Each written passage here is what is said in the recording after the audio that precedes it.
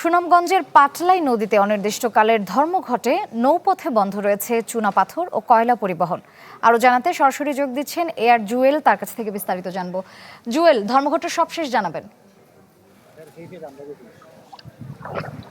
সবশেষ যদি বলি, আজকে সকাল থেকেই সুনামগঞ্জের গেছে যে পাটলাই নদী, যেই নদী দিয়ে আসলে সারা দেশে নৌপথে চুনাপাথর, বালু কিংবা কয়লা যাতায়াত করো, সেই নদীপথে কিন্তু বন্ধ রয়েছে।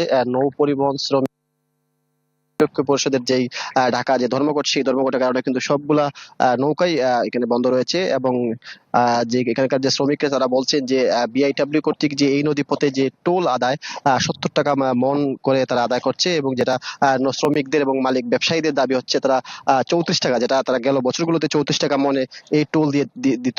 কিন্তু সেটা বাড়ার কারণে কিন্তু তারা আসলে এবং এই নৌ শ্রমিকরা ধর্মঘট ডেকেছেন। আপাত দৃষ্টিতে কিন্তু আসলে এই ধর্মঘটের কারণেই বিপাকে পড়ছে শ্রমিকরা। বাংলা কিউআর, যেখানে নগদ পেমেন্ট সেখানে। সারা দেশে 10 লাখেরও বেশি মার্চেন্টে নগদে পেমেন্ট করুন খুব সহজে। তারা বলছেন যে আসলে এই দ্বন্দ্বে যে টুল আদায়ের যে দ্বন্দ্বে ব্যবসায়ী এবং মালিক এবং ইজারা আদায়ের দ্বন্দ্বের কারণে ভোগান্তিতে পড়ছেন শ্রমিকরা, কারণ হাজার হাজার শ্রমিক এই ধর্মঘটের কারণে বেকার হয়ে রয়েছেন। এবং তারা বলছেন যে টন প্রতি তারা আগে গেল বছরগুলোতে 34 টাকা করে বিআইডব্লিউ কে টোল দিত, কিন্তু সেটা 70 টাকা করে সরকার কর্তৃক বাড়ানো হয়েছে। যদিও ইজারাদাররা বলছেন যে এটা সরকার কর্তৃক নির্ধারিত টোল 70 টাকা, তারপরও তারা শ্রমিকদের কথা বিবেচনা করে সেটা 50 টাকা আদায় করছেন।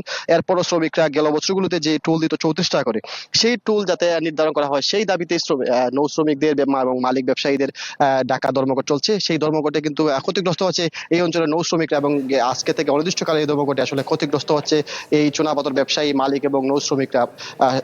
এই ছিল আসলে ধর্মঘটের সর্বশেষ পরিস্থিতি। ধন্যবাদ জুয়েল।